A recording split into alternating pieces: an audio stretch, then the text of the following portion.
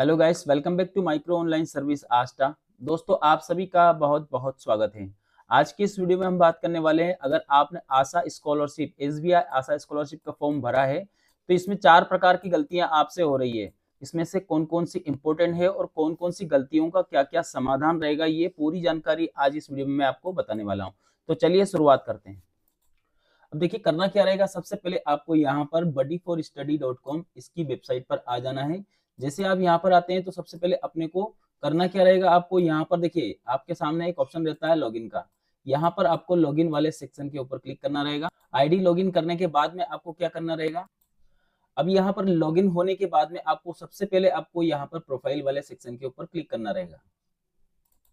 देखिए, एक सबसे बड़ी गलती होती है वो ये है कि सर हमारा जो कोर्स है, हम ग्रेजुएशन लेवल से फॉर्म भरना चाहते थे लेकिन गलती से हमने ग्रेजुएशन ही सिलेक्ट कर दिया। हम पोस्ट ग्रेजुएशन से सिलेक्ट करना चाहते थे लेकिन हमने गलती से पोस्ट ग्रेजुएशन ही सिलेक्ट कर दिया। अब ऐसी स्थिति में उसे सुधार कैसे करें, उसकी जो प्रोसेस रहती है वो क्या करें। तो देखिए, यहाँ पर मैंने आपको बताया था अभी आपको कि प्रोफाइल माई प्रोफाइल वाले सेक्शन के ऊपर क्लिक कर देना। इस प्रकार का इंटरफेस आपको देखने को मिलेगा। अब यहाँ पर आपके पास में एक ऑप्शन रहता है एजुकेशन इंफॉर्मेशन। जस्ट इसके ऊपर आपको क्लिक करके यहाँ से आप अपनी जानकारियों को सुधार कर सकते हैं। अगर आप, मैंने जैसे लास्ट वीडियो में भी सभी को बताया था कि अगर आपका ग्रेजुएशन है, आप अगर यूजी कोर्स करना चाहते हैं तो यूजी के लिए आपको क्या करना रहेगा। यहाँ पर ग्रेजुएशन सेलेक्ट नहीं करना है, बिल्कुल भी नहीं, क्योंकि यहाँ पर 12th पास होकर के आप आ रहे हो। ठीक है, जो पास एग्जाम है, पास एग्जाम को ही यहाँ पर सेलेक्ट करना होगा। अगर आप पीजी कर रहे हैं तो पीजी करने के लिए क्या करना होगा, फिर यहाँ पर आपको ग्रेजुएशन सेलेक्ट करना होगा। इसी प्रकार से जो भी आपका कोर्स है उसका लास्ट एग्जाम आपको यहाँ पर सेलेक्ट करना रहेगा। सेलेक्ट करने के लिए देखिए, मैंने जैसे आपको एक डेमो के लिए बता रहा हूँ, तो यहाँ पर मैंने ग्रेजुएशन सेलेक्ट किया हुआ था। यहाँ पर सारे ऑप्शन जो आप स्टार्टिंग में फिल करते हैं वही जानकारी यहाँ पर आपके सामने ओपन हो जाएगी। अब यहाँ पर जैसे हमारा यहाँ पर ग्रेजुएशन हमने गलती से कर दिया था, यहाँ पर हमने कंप्लीट कर लिया। अब यहाँ पर देखिए स्ट्रीम क्या है। स्ट्रीम में जो भी आपका 12वीं में जो सब्जेक्ट था वो सब्जेक्ट दिखाना होगा। Physics chemistry biology, physics chemistry maths biology, या फिर कॉमर्स है, या फिर आपके पास आर्ट्स है, या फिर फिजिक्स केमिस्ट्री मैथ्स है, या फिर इन सब के अलावा कोई एग्रीकल्चर जैसा कोई सब्जेक्ट हो, तो आप यहाँ पर आपका सब्जेक्ट आपको चॉइस करना रहेगा। जैसे मान लो पीसीबी हमारे पास फिजिक्स केमिस्ट्री बायोलॉजी है। ठीक है, यहाँ पर ये जानकारियां अपडेट हो चुकी है। अगर इसके अलावा आप यहाँ पर चाहते हैं कि आपकी फैमिली इनकम वगैरह कुछ आपने गलत डाल दिया है तो उसे भी आप यहीं से चेंज कर सकते हो। फाइनली ये कंप्लीट होने के बाद में आपके पास यहाँ पर एक अपडेट वाला ऑप्शन देखने को मिलेगा। आप सभी का निरंतर कमेंट्स थे कि सर हमारी जो जानकारियां वो गलत हो गई है, अब उसको हम सुधार कैसे करें। तो आप यहाँ पर इस सेक्शन से जाकर के पूरी जानकारी को अपडेट कर सकते हैं। अब ये प्रोफाइल आपकी अपडेट हो चुकी है। जब आप फॉर्म भरेंगे तब फॉर्म भरते समय आपको क्या मिलेगा, आपकी जो जानकारियां हैं, अब ग्रेजुएशन बेस पर आपके पूरा फॉर्म। अब काफी बच्चों का ये भी कहना है कि सर हमने जैसे फॉर्म भर दिया है, फॉर्म भरने के बाद में हमारे साथ एक समस्या आ रही है कि सर हमारा जो फॉर्म है उसमें कुछ डॉक्यूमेंट वगैरह पेंडिंग है। अब उस पेंडिंग डॉक्यूमेंट को हम वापस से क्लियर कैसे करें। तो देखिए, यहाँ पर जैसे आप एप्लीकेशन स्टेटस के ऊपर आप क्लिक करते हैं, सेम वही पोर्टल रहेगा बडी फॉर स्टडी। ये पोर्टल, ये आपका जो है प्लेटफॉर्म है, इसी पर ही आपको पूरी जानकारी करना रहेगा।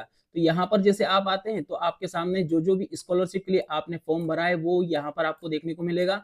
यहाँ पर आप जैसे ये पेंडिंग सबमिशन है, इसके ऊपर आपको सिंपली क्लिक कर देना है। जो भी स्कॉलरशिप भर रहे हैं आप, जैसे मान लो मेरे पास 2-3 स्कॉलरशिप भरा हुआ है, तो यहाँ पर हमने किसी को भी क्लियर नहीं किया, सिर्फ पेंडिंग में आ रहा है। तो यहाँ पर इसको पेंडिंग वाले ऑप्शन के ऊपर क्लिक करेंगे।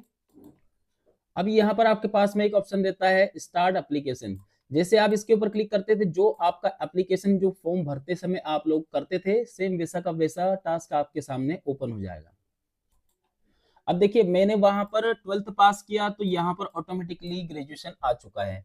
अगर मैं वहां पर ग्रेजुएशन करता प्रोफाइल सेक्शन में जाकर के, तो यहाँ पर पीजी कोर्स आपको दिखाना होता, मतलब लास्ट एग्जाम वहां डालेंगे तो यहाँ पर आपकी प्रेजेंट एग्जाम आपको मिल जाएगी। अगर आप ग्रेजुएशन कोर्स से भरना चाहते हैं तो आपके सामने यहाँ पर 10th 12th और ग्रेजुएशन ये तीनों जानकारियां भरनी रहेगी। ये मैं लास्ट वीडियो में सारी जानकारी बता चुका हूँ, तो आप वहां पर जाकर के देख सकते हैं। देखिए, एक सबसे बड़ी प्रॉब्लम आपके सामने यहाँ पर भी आती है कि सर हमारे डॉक्यूमेंट अपलोड नहीं हो पा रहे हैं।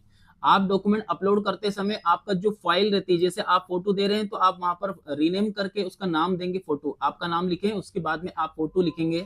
और अगर आप आईडी दे रहे हैं तो आप यहाँ पर आपका नाम लिखेंगे, उसके आगे आप आईडी में जो भी है आधार कार्ड पैन कार्ड जो भी लगा रहे हैं वो आप नाम लिखेंगे। रीनेम करने के बाद अपलोड करें। और साइज का विशेष आपको ध्यान रखना है, 20 KB से लेकर के तो 2 MB तक की फाइल आपको करना रहेगा। यहाँ पर डिजी लॉकर भी दिया जाता है, लेकिन कभी कभी डिजी लॉकर से डाटा फेच नहीं हो पाता है, तो चलिए आप अलग से भी कर सकते हो, उसमें कोई दिक्कत नहीं।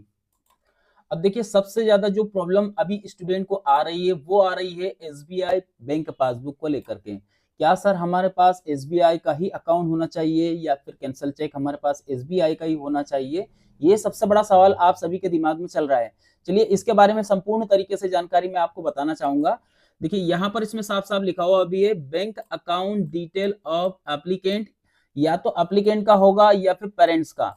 अब पेरेंट्स का अगर होता है तो वो किस कंडीशन में होता है, आपका अकाउंट ज्वाइन होना चाहिए। ज्वाइन होना चाहिए मतलब पेरेंट्स के साथ में आपका ज्वाइंट अकाउंट होना चाहिए। और अगर आपके पास ऐसी कंडीशन भी नहीं है, आपके पास बैंक पासबुक भी नहीं है, तब आप उस कंडीशन में क्या करेंगे, जो भी आपके पास एसबीआई के अलावा कोई दूसरी बैंक पासबुक हो, एनी अदर आपके पास किसी भी बैंक की एनी पासबुक, एनी बैंक का मतलब होता है किसी भी बैंक की पासबुक आपके पास है, किसी भी बैंक में आपका अकाउंट है, तो अभी आप लगाइएगा। कोई सी भी बैंक लगा सकते हो, उसमें अभी कोई दिक्कत नहीं। आपको फॉर्म भरना है, अभी सबमिट करना है। इसके बाद में जब आपका जब फॉर्म का प्रोसेसिंग हो जाएगा, जब वेरिफिकेशन होगा, तब वेरिफिकेशन में आपका फॉर्म को कैंसिल किया जाएगा, वहां पर आपको आएगा रिजेक्शन। जब रिजेक्शन आता है तब आप अपनी जो बैंक पासबुक है एसबीआई की, तब उस समय आप अपनी बैंक पासबुक को अपलोड कर दीजिएगा, तो आपका फॉर्म आपका जो है अवार्डेड, आपकी स्कॉलरशिप हो जाएगी, आपको फॉर्म भी कंप्लीट हो जाएगा। इसमें आपको घबराने की जरूरत बिल्कुल भी नहीं है। मतलब साफ है दोस्तों कि आपके पास अगर बैंक एसबीआई की बैंक पासबुक नहीं है, एसबीआई का ही अकाउंट नहीं है, तो भी आप अपना यहाँ पर फॉर्म को सबमिट कर सकते हो बस। चलिए इसके बाद में एक और जानकारी मैं आपको बताना चाहूंगा। देखिए ये जो वीडियो मैं बता रहा हूँ ना, ये आपकी प्रॉब्लम से लेकर है, आपको क्या क्या समस्या आ रही है और उन समस्याओं का क्या क्या समाधान है। तो यहाँ पर देखेंगे फीस स्ट्रक्चर, ये भी एक बड़ी समस्या है आप सभी के लिए। तो यहाँ पर फीस स्ट्रक्चर के लिए आपको करना क्या रहेगा, आप जिस संस्था से, जिस कॉलेज से आप पढ़ रहे हो, उस कॉलेज में जाकर के आप उनके लेटर पैड पर आपकी जो फीस का पूरा स्ट्रक्चर आपको बनवा लेना है। जो भी आपकी फीस है साल भर की, वो फीस का स्ट्रक्चर बनवा लेना है और उसी को आपको यहाँ पर लगा देना है। अब बात करते हैं यहाँ पर इनकम प्रूफ की। सर इनकम प्रूफ में हमारे पास आय प्रमाण पत्र हमारे पास अभी नहीं है, या फिर हमारा जो आय प्रमाण पत्र वो एक्सपायर हो गया है। अब हम क्या करें, 2 दिन में आय प्रमाण पत्र बनता नहीं है, तो क्या उस कंडीशन में हम फॉर्म भर पाएंगे? देखिए अगर आपके पास आय प्रमाण पत्र नहीं है तो उस कंडीशन में भी आप फॉर्म भर सकते हो। आपके पास पुराना आय प्रमाण पत्र है उसे ही लगा दीजिए। जब मैंने जैसे अभी एसबीआई की बैंक पासबुक में बताया था, सेम वैसे वैसे फॉर्मूला रहेगा। जो जो डॉक्यूमेंट आपके कंप्लीट नहीं है बाद में आप लगा सकते हो, रिजेक्शन आएगा तब। ठीक है, तो इस प्रकार से आप पूरी जानकारी को कंप्लीट कर सकते हो। अब यहाँ पर देखिएगा, आपके पास अगर होम पिक्चर, जो आपकी जो घर के जो पिक्चर रहती है, घर का जो फोटो रहता है, वो कैसे लगाएंगे? आपका किचन का, बेडरूम का, ये 2 फोटो और एक बाहर से आपको फोटो खींचना है। तो ये 3 फोटो आपको चाहिएगा। तीनों फोटो को आप एक पीडीएफ बनाइएगा और पीडीएफ यहाँ पर आपको अपलोड कर देना है। देखिए एक समस्या और सभी के उसमें आ रही है कि सर हमारे पास इसमें ऐसा पूछ रहा है कि आप यहाँ पर डेथ सर्टिफिकेट या फिर अलाइव सर्टिफिकेट को लगाना है। तो ये कंडीशन क्या होती है? देखिए अगर यहाँ पर आपके माता और पिता दोनों ही जीवित है, तो आप यहाँ पर बोथ पेरेंट अलाइव, इसके ऊपर क्लिक करना होगा। माता या पिता दोनों में से एक की मृत्यु हो गई है, तो आप यहाँ पर सिंगल पेरेंट अलाइव करेंगे। अगर ऐसा करते हो तो आपको वहां पर आपका पेरेंट्स का जो भी डेथ सर्टिफिकेट वगैरह है वो आपको लगाना होगा। और अगर आप यहाँ पर बोथ पेरेंट्स अलाइव इसके ऊपर क्लिक कर देते हैं तो कोई प्रॉब्लम नहीं, फिर उस कंडीशन में आपसे कोई डॉक्यूमेंट नहीं मांगा जाता है। अब सबसे बड़ा प्रश्न एक और है कि क्या सर लास्ट ईयर किसी को एसबीआई की कोई स्कॉलरशिप अभी तक सेंक्शन हुई है? अब मैं उसका लाइव प्रूफ भी दिखाऊंगा। देखिए मिलती तो है, आपके डॉक्यूमेंट कंप्लीट है तो आपको स्कॉलरशिप 100% मिलेगी। ये जितनी भी डॉक्यूमेंट्स की यहाँ पर फॉर्मेलिटीज दी है, ये सब आपके पास होना चाहिए, कंप्लीट होगा तो ही आपको स्कॉलरशिप मिलेगी। चलिए इसके बाद में इसका ये लाइव प्रूफ भी मैं बता देता हूँ कि कैसे आपको स्कॉलरशिप सेंक्शन होती है। देखिए ये स्कॉलरशिप का फॉर्म है, कॉन्ग्रेचुलेशन, आपका जो स्कॉलरशिप है वो अवार्डेड की गई है। अब यहाँ पर इसमें 2024-25 का, ये 2024-25 का सेशन का है, 24 और 25 का सेशन का मैं आपको बताने जा रहा हूँ। तो यहाँ पर ये जिस एप्लीकेंट का बता रहा हूँ उनको अवार्डेड भी हो चुकी है, लेकिन उसमें कुछ प्रॉब्लम आई है डॉक्यूमेंट्स को लेकर के। ऐसा आप सभी के साथ भी आएगा। इसी प्रकार से आपके सामने विंडो ओपन होगी। देखिए जैसे हमने यहाँ पर इसके ऊपर क्लिक करते हैं तो हमारे सामने इस प्रकार का इंटरफेस आएगा कि आपने कोई डॉक्यूमेंट लगाने में कोई प्रॉब्लम की है। तो यहाँ पर जैसे आप कंटिन्यू करते हैं, तो कंटिन्यू करने के बाद में यहाँ पर लिखा हुआ, देखिए मैंने सेशन भी बताया आपको, 2024-25 का सेशन है। यहाँ पर स्कॉलरशिप अवार्डेड भी हो चुकी है। अब इसमें क्या प्रॉब्लम आई है, प्रीवियस ईयर की मार्कशीट आपने व्यवस्थित, आपने मोबाइल से कभी भी ध्यान रखना, मोबाइल से खींच करके फोटो आप अपलोड ना करें। आप स्कैन करके ही फोटो अपलोड करेंगे या फिर डॉक्यूमेंट अपलोड करेंगे तो ही इसमें लेगा। मैं 3 बार इस डॉक्यूमेंट को मोबाइल से कर चुका हूं, लेकिन प्रॉब्लम आ रही है। इसके कारण से मैं अभी इसको आगे नहीं बढ़ाया, क्योंकि आप सभी को बताने के बाद आज इसको प्रोसेस कर दूंगा। तो इसी प्रकार से आपके सामने भी आएगी, इसमें लिखा हुआ है, देखिए, kindly upload proper previous class original marksheet. आप अपनी ओरिजिनल मार्कशीट को स्कैन करेंगे, उसके बाद आपको अपलोड करना है।